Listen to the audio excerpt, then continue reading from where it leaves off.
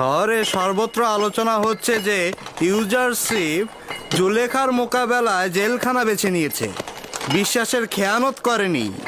বলেছিল যে তার মালিকের প্রতি আনুগত্য প্রকাশ না করার কারণেই জেলে এসেছে, কিন্তু ফরমান কি সেটা তো বলেনি।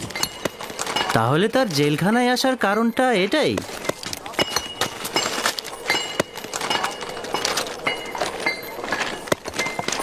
এই জোয়ানকে যতই দেখছি ততই মুগ্ধ হচ্ছি। কেন জানি না, তাকে দিনের পর দিন পছন্দ করার মাত্রাটা বেড়েই চলেছে। শহর থেকে যেসব খবর শুনেছি, অসংখ্য সুন্দরীর কামনা বাসনার পাত্র সে, কিন্তু একজনের প্রতিও তার নজর নেই। খোদাগান তোমার হেফাজত করো কে ইউজারশিপ। শুক্রিয়া জানাচ্ছি। যেসব খোদার নিজেদেরই হেফাজত দরকার, সে অন্যদের কি করে হেফাজত করবে?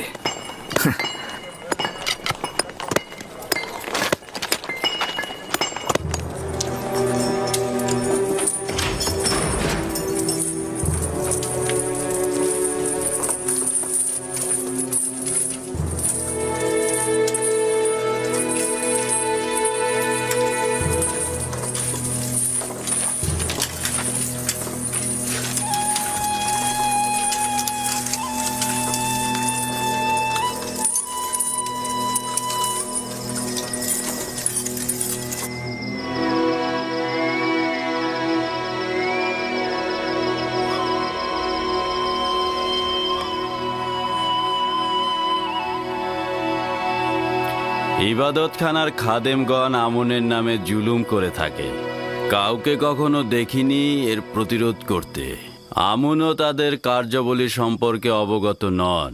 কে জানে না যে খাদেমগণ তাদের ভোগের জন্য নারী ও যুবতীদের জোরপূর্বক ধরে ধরে ইবাদতখানায় নিয়ে যান। আমনের তো সহধর্মিনীর দরকার নেই। বুঝলাম। তো আপনি কি করে কয়েদি হলেন? আমার কন্যাকে খাদেমগণ জোরপূর্বক ধরে নিয়ে গিয়েছিল। আমার কন্যাকে রক্ষা করতে আমি সেখানে যাই এবং কয়েকজনকে জখম করি। তারা আমাকে ধরে জেলখানায় নিক্ষেপ করে। কয়েক বছর ধরে কারাবন্দী। আমার স্ত্রী সন্তানদের কোনো খবর জানি না। চিন্তা করবেন না, আমার বন্ধু মেনিসাবুকে তাদের খোঁজে আমি পাঠাবো। সে যতটা পারে তাদেরকে সহযোগিতা করবে। জীবনের তিক্ততা ও তীব্র যাতনাকে মিষ্টি মধুর হাদিয়া মনে করুন, আর ওটা দ্বারাই নিজের অস্তিত্বকে আলোকিত করুন, পরিষ্কার ও জ্যোতির্ময় করে তুলুন। এমন যেন না হয় তীব্র যাতনা আপনার রুহুকে কালো ও দূষিতময় করে তোলে। আর এমনও যেন কখনো না হয় যে দুনিয়ার কষ্টগুলো আপনার দৃষ্টিকে কবরের ন্যায় সংকীর্ণ ও অন্ধকারাচ্ছন্ন করে ফেলে। এমনও তো আছে যে অনেকেই জেলখানার বাইরে, কিন্তু তাদের ভেতরের অস্থিরতা ও পেরেশানির কারণে তারা দুনিয়াকে জেলখানার চাইতেও খারাপ ভাবেন। জেলখানার থেকে খালাসের আশা মিষ্টতায় ভরা, আর মুক্ত অবস্থা থেকে খালাস হওয়ার বাসনা তিক্ততায় ভরা। বাইরের দুনিয়ার আশাগুলো এমনই, আশার পেছনে যত ছুটবে তত তোমাদের থেকে তা পালিয়ে যাবে। আর যদি দৌড়ে ছুঁড়ে ফেলো, দেখবে তোমাদের দিকে ছুটে আসবে। তীব্র রোদে মাথা ভর্তি চুল নিয়ে হেঁটো না, তা গলে যাবে এবং একসময় তা ঝরে যাবে। মাটির দেহ মাটিতেই মিশে যাবে, কিন্তু তোমাদের লক্ষ্য যদি অটুট থাকে তবে একসময় সেখানে পৌঁছবেই। সুষম বসন্তকেও একসময় হেমন্ত এসে নিস্তেজ করে দেয়। যে সিংহাসনে রাজা বসে, সে সিংহাসনও সবসময় তার জন্য সিংহাসন নয়। তার অতি প্রিয় সিংহাসনটি একসময় তার চরিত্র বদলে তাকে কফিন হয়ে বহন করবে। তাহলে কি এটা বলা যায় না যে এই সংকীর্ণতা ও অন্ধকারে তোমাদের আনন্দময় ও আলোকিত মানুষ করে তুলতে পারে, যদি তোমরা তোমাদের ভুলটা বুঝতে পারো? দিলে কত আনন্দ! তোমার দিলে সব সময় এত আনন্দ কোত্থেকে আসে? কোত্থেকে আনন্দ পাও তুমি? কোনো একজন বন্ধু নির্বাচন করো। ওই বন্ধু তোমার পাশে বসলে দরিয়া সমান দুঃখ তোমার বিলীন হয়ে যাবে। তুমি পাগল হয়ে গেছো। এই জেলখানা আর কারাগারের মধ্যে শুধুমাত্র মৃত্যুটা বাকি।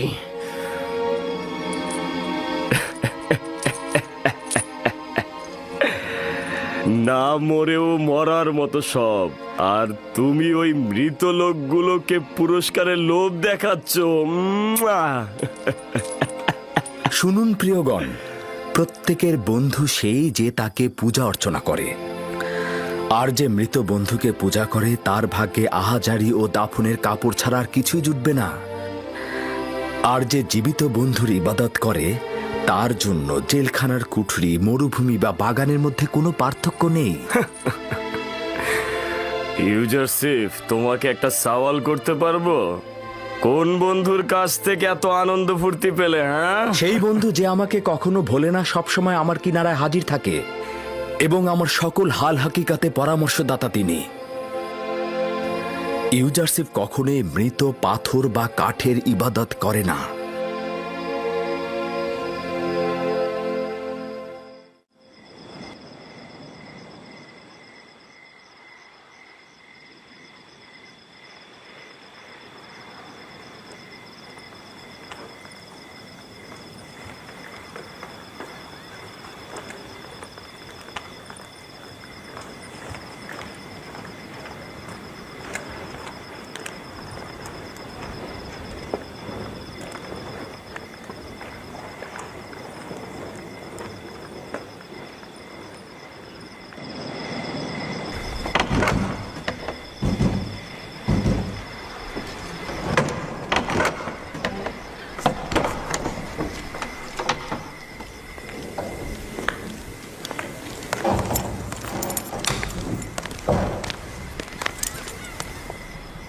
কি হলো?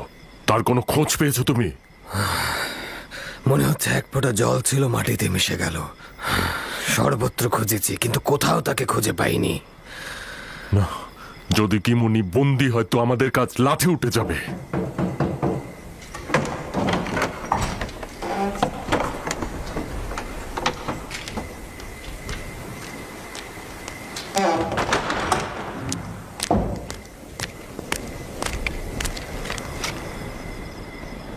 আপুপিস আর ইরানুস কি কম ছিল যে এখন খাদেম কিমুনি যোগ হলো? যদি একজনও কোন রূপ মুখ খোলে তবে আমিন হতে আমাদের কাউকে ছাড়বে না। আর ইবাদত খানার এলাকাগুলো সে তার নিজের অধীনে নিয়ে নেবে। এতটা সহজ হবে না। তারা জানে না যে জনাব আজ্ঞামোহর এবং ইবাদত খানার খাদেমদের প্রতি অবজ্ঞার জবাব খুব ভয়ানক হবে। আমন ইবাদতকারীগণ চুপ করে থাকবে না। আমার মনে হয় আপুপিস ও কিমুনি এখনো গ্রেপ্তার হয়নি। আর যদি গ্রেপ্তার হতো তাহলে অবশ্যই জনাব পুতিফার ও বাদশা আমেন হতে এতদিনে একটা না একটা পদক্ষেপ অবশ্যই গ্রহণ করে ফেলতো।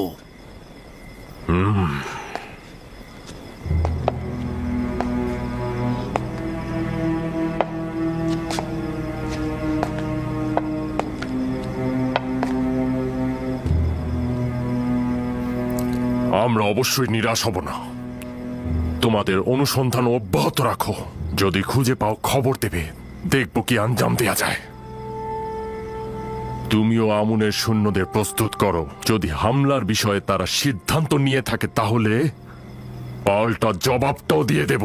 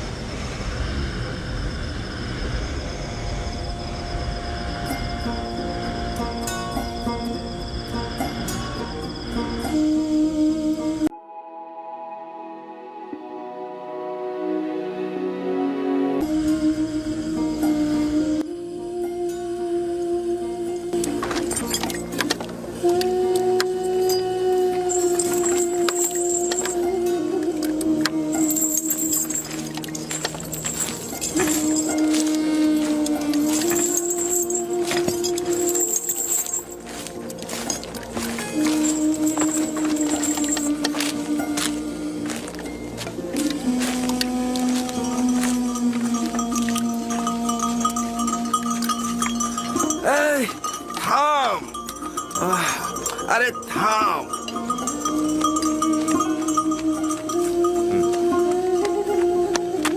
আয়!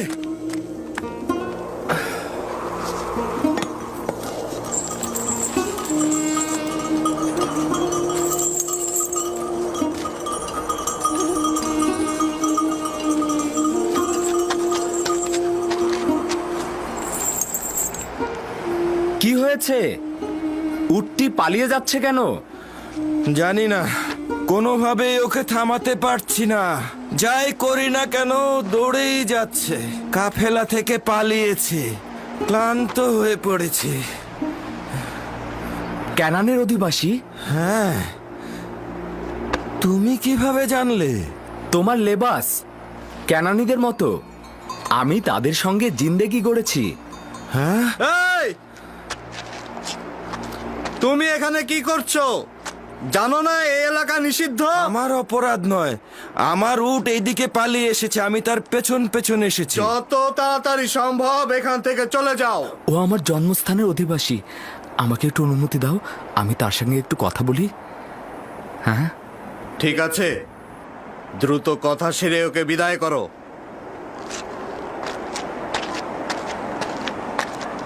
তাহলে সত্যি তুমি ক্যানানি? হ্যাঁ, তুমি কে? আর এখানে কি করছো? সে অনেক কথা। আচ্ছা, তুমি কি ক্যানানের গণ্যমান্য মানুষদেরকে চেনো?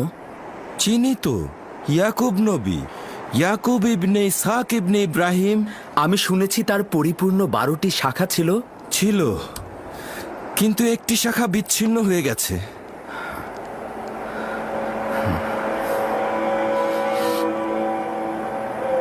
ইয়াকুব নবীর হাল হাকিকাতের কোনো খবর আছে? শুনেছি যে অব্যাহত বিরহে আক্রান্ত, ছোট্ট একটি কুঁড়ে ঘর তৈরি করে সবকিছু ত্যাগ করেছে এবং ওই বিচ্ছিন্ন শাখার জন্য অবিরাম কেঁদেই চলেছে। তুমি কেন কান্না করছো? যদি ক্যানানের ওই অন্তর্জালার দগ্ধ বৃদ্ধের সাথে তোমার আবার দেখা হয়, বলবে পরিত্যক্ত এক জেলখানা সেই জওয়ানের পয়গম রয়েছে।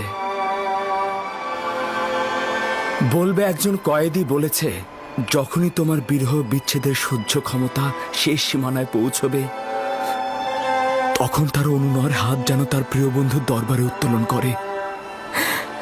পিতার কাছ থেকে দূরে থাকা সে বিদেশ বিভূয় সন্তানের জন্য যেন তিনি দোয়া করেন। তুমি কে? নিজের নাম ঠিকানা তো বলো। আমি অক্ষম, বলার অনুমতি নেই।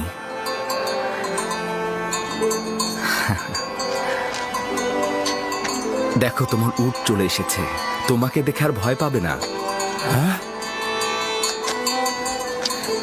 আজব ব্যাপার, ওর পিছনে কতই না ছুটলাম আমি।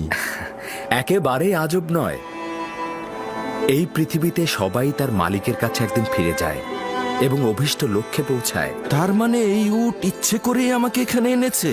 অদ্ভুত তো। কাফেলা আমার জন্য অপেক্ষা করছে। খোদা হাফেজ। খোদা হাফেজ।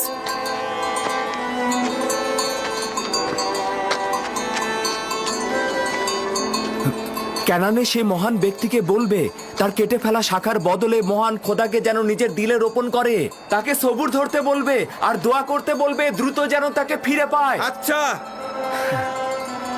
খোদা হাফেজ। খোদা হাফেজ।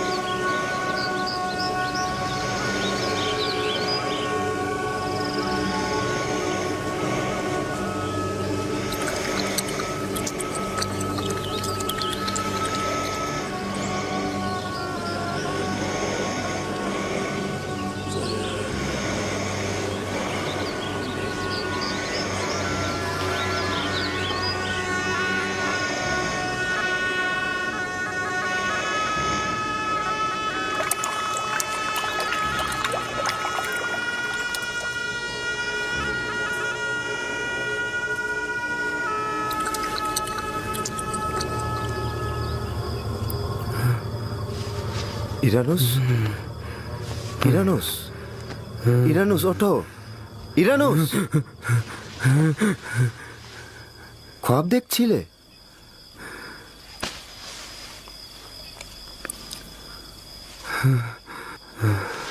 আজব খ্বাব ছিল।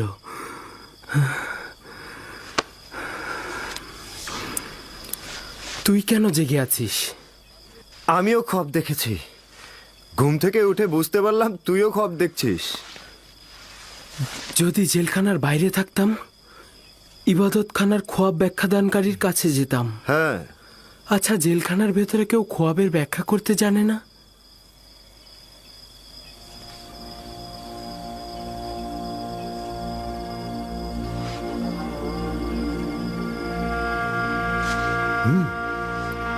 ইউজারশিপ। হ্যাঁ, এখন গভীর রাত, ভোরে ভোরে ইউজারশিপ যদি ভোরবেলা খনিতে যায়? কারাগার পরিষ্কার পরিচ্ছন্নের জন্য কিদামিন কালকে কারাবন্দীদের ছুটি দিয়েছে। তাহলে আমিও ঘুমাই।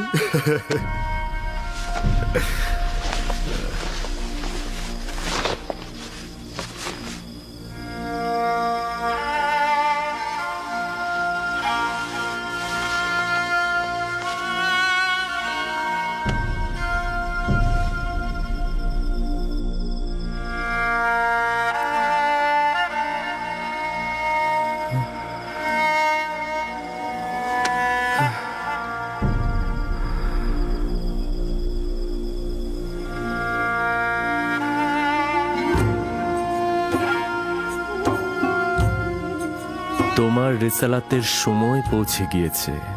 এখন থেকে পরবর্তীকারের আদেশ ও তোমার কর্তব্য হল কারাবন্দী ও মিশরের মানুষের হেদায়েত ও একাত্মবাদী খোদার তাবলিকের জন্য অঙ্গীকারবদ্ধ হওয়া। নিঃসন্দেহে এই পথে খোদা তাআলা তোমাকে সাহায্য ও মদদ দেবে।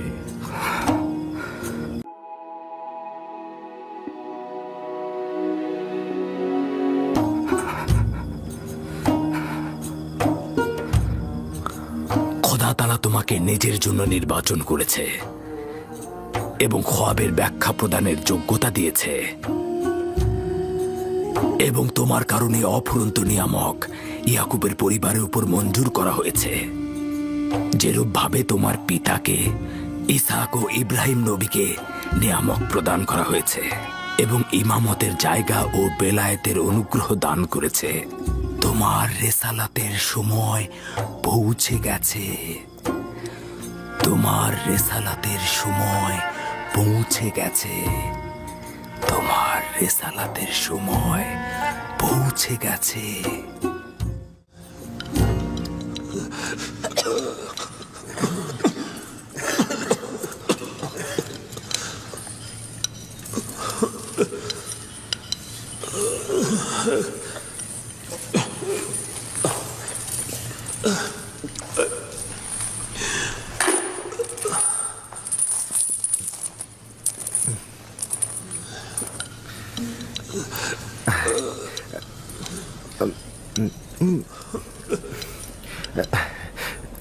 আমি ও ইরানুস একটা খ্বাব দেখেছি।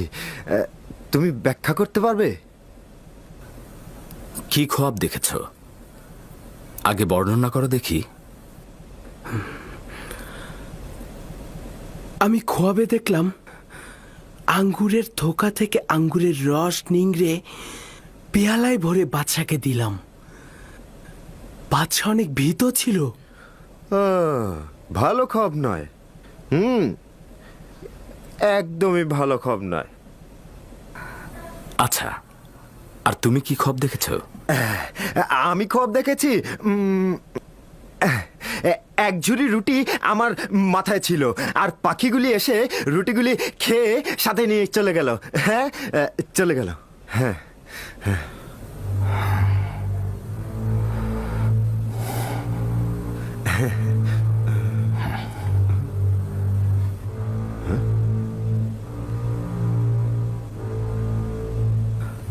আমার এই খোয়াবের ব্যাখ্যা যদি তোমাদের জন্য ক্ষতিকারক হয়, তবুও তোমরা কবুল করবে? কবুল করব, কবুল করবে?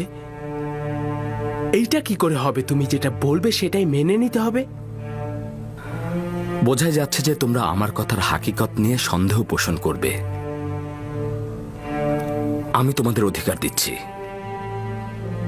তবে এটা জেনে রাখো যে আমি খোয়াবের ব্যাখ্যা জানি, আর আমি এখন যেটা বলবো সেটা অবশ্যই বাস্তবে ঘটবে। প্রথমে আমি তোমাদের একটা নিশানা স্পষ্ট করব, তারপরে আমি তোমাদের খোয়াবের ব্যাখ্যা প্রদান করব। যেমন কি নিশানা? যেমন আজকে আমাদের এখানে কি খাবার নিয়ে আসবে সেটা আমরা কেউ জানি না, আমি বলে দেব। বাহ বাহ ইউজারসিফ, তুমি দেখি তন্ত্র মন্ত্রও শিখেছ। কখনোই নয়, আমি জাদুবিদ্যা জাদুশাস্ত্র দিয়ে খোয়াবের ব্যাখ্যা শিখিনি। আমার রুহ সহযোগিতা প্রাপ্ত হয়েছে, আসমানি সহযোগিতা, মহান রাব্বুল আলামিনের এলেম দ্বারা ইলহাম প্রাপ্ত। এই জ্ঞান আমার পরওয়ারদিগার আমাকে শিক্ষা দিয়েছে। তুমি যে খোদাকে উদ্দেশ্য করে বলছো সে মিশরের মহান আমন খোদা নয় তো? তার মানে আত্মাহীন পাথর কি খোয়াবের ব্যাখ্যা ও হাকিকাত সম্পর্কে জানে? হ্যাঁ। আমি সকল কুফরি জাতিকে পরিত্যাগ করেছি, কারণ হলো তারা একাত্মবাদী খোদায় ঈমান আনেনি। তারা তো পূর্ব থেকেই কাফের, তাতে আনুগত্য আনার প্রশ্নই আসে না। আজকের খাবার হলো মাছ, রুটি আর গমের বিরিয়ানি, সঙ্গে কিছু খোরমা।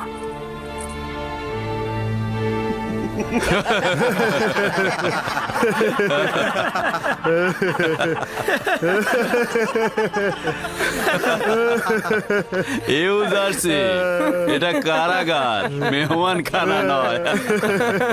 কয়েদিখানা এই খাবার? আমি তো স্বপ্নেও এই খাবার দেখিনি।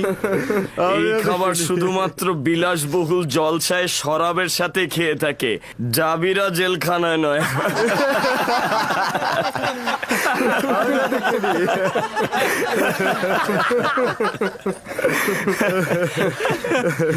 হ্যাঁ, সত্যি করে বলো তো, তুমি যে খাবারের কথা বলছো তা সত্যি আসবে?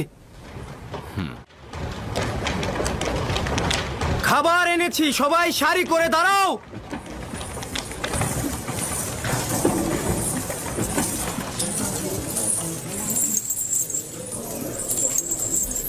আজকের খোরাক কি? যদি বলি তাহলে তো বিশ্বাস করবে না। মাছ আর রুটি, গমের বিরিয়ানি আর খোরমা। তুমি কি করে জানলে? এই খাবার তো এখনই নিয়ে আসা হলো।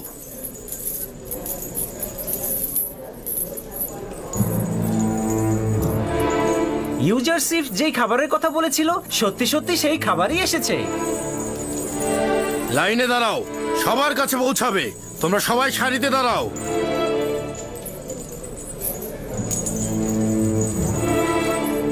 কারাগারের জন্য এই খাবার? এই খাবার বানু জুলেখার নির্দেশে এখানে আনা হয়েছে।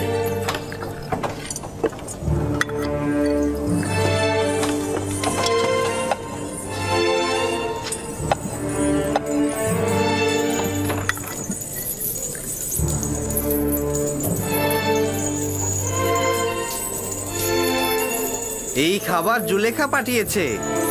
আচ্ছা, এটা জুলেখারি কারবার। তা নয় তো কি, এর আগে কখনো এই কারাগারে এমন খাবার দেখেছো? বানু জুলেখা কারাবন্দীদের প্রতি সহানুভূতিশীল হয়ে তাদের মনোরঞ্জনের জন্য এই খাবার পাঠিয়েছে। সকল কয়েদির মনোরঞ্জনের জন্য নাকি একজন কয়েদির মনোরঞ্জনের জন্য? হ্যাঁ,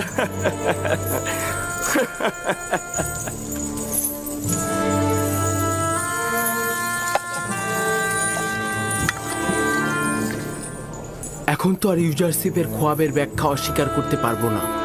নিঃসন্দেহে তুমি যা বলবে সেটাই ঘটবে। ইউজারসিফ, তুমি তো আমাদের সাথেই বসা ছিলে, কি করে জানলে আজ এই খাবার দেবে?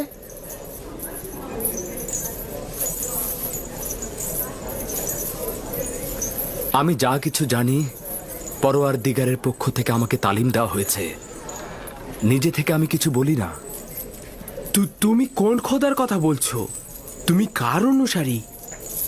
আমি আমার পিতা ও পিতামহের দিনের অনুসরণ করি, ইব্রাহিম, ইসহাক ও ইয়াকুব দিনের।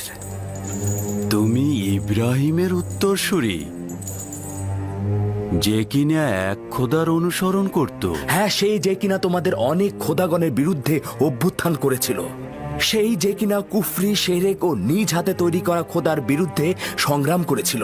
এই ইউজারশিপ, হাজার হাজার বছর ধরে আমাদের পূর্বপুরুষরা আমুন খোদার ইবাদত করে আসছে। তারা কি এতদিন ভুল করে এসেছে? নির্জীব পাথর খোদাই করে তৈরি হয় তোমাদের সেই মহান আমুন খোদা। পাথরের কারিগররা তাদের নিজ ইচ্ছে মতো তার আকার দিয়ে থাকেন। এটা কি ইবাদতের যোগ্য, নাকি মহাপরাক্রমশালী যে পরাজিত হন না তিনি ইবাদতের যোগ্য? এইরকম খোদাই আসলে ভালোবাসা আর ইবাদতের যোগ্য। কিন্তু কিন্তু আমরা কোথা থেকে জানবো এর অস্তিত্ব? তাকে তো আমরা কখনো দেখিনি। তাহলে আমরা তাকে কিভাবে পাবো? আমাকে তো তোমাদের হেদায়েতের জন্য এখানে পাঠানো হয়েছে এবং তোমাদের খোয়াবের ব্যাখ্যা প্রদানের ক্ষমতা দেয়া হয়েছে। তোমাদের আজকের খাবারের আগাম খবর তো আমিই দিলাম। একটা মাত্র ভবিষ্যৎবাণী শুনে আমরা আমাদের খোদাকে ভুলে যাব না, আর তোমার খোদার ইবাদত করব না। তোমাদের আগে বলেছি আমার এলেম রাব্বুল আলামিনের কাছ থেকে, না আমার নিজের কাছ থেকে। এখন আমি তোমাদেরকে এমন বিষয়ে বলবো যেটা আমি আগে কখনোই তোমাদেরকে বলিনি।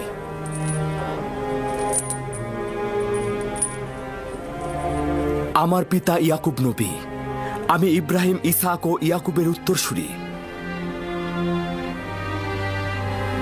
এনাদের পর আমি একাত্মবাদী খোদার একজন প্রতিনিধি।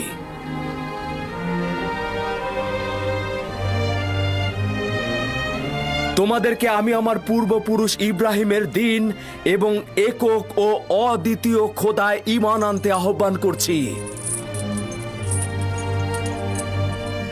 তুমি তাহলে খোদাবন্দের প্রেরিত প্রতিনিধি? তোমাদের জন্য বলছি, আম্বিয়া সিলসিলার একটি ধারণা ইনসানদের হেদায়েতের জন্য প্রেরণ করা হয়েছে। আমার পূর্বে হজরত আদম, হজরত নূহ, হজরত ইব্রাহিম, হজরত ইসাক ও হজরত ইয়াকুব ছিলেন। অতঃপর আমি। এরপরে আরো অনেক পয়গম্বর আসবে এবং আখেরিনী আম্বিয়া হজরত ইব্রাহিমের সিলসিলা থেকে আসবে এবং জেলখানায় একজন পয়গম্বর? জেলখানা খোদার সম্পত্তি এবং আমি খোদার নবী এবং তোমরা খোদার বান্দা। তো জেলখানার ভেতরে আর জেলখানার বাইরে কি পার্থক্য রয়েছে?